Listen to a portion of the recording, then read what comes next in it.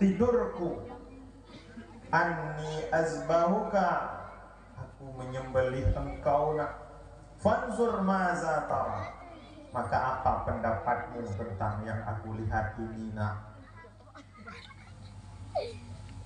Bagaimana rasanya sulitnya mengungkapkan perintah Allah itu.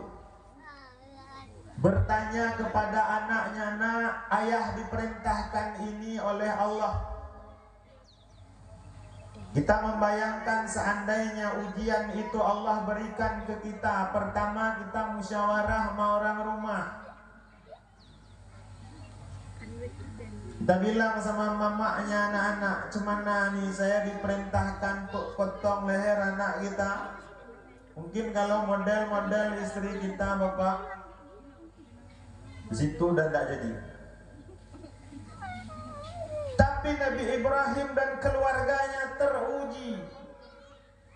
Istrinya Nabi Allah Ibrahim, kalau itu perintah Allah, jangankan Ismail anakku, aku pun siap. Ditanya lagi kepada anaknya, apa pendapatmu nak?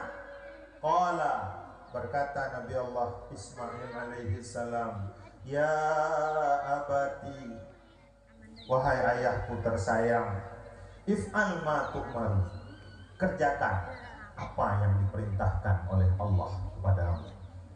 Satajiduni insyaallahu minas sabirin, insyaallah engkau nantinya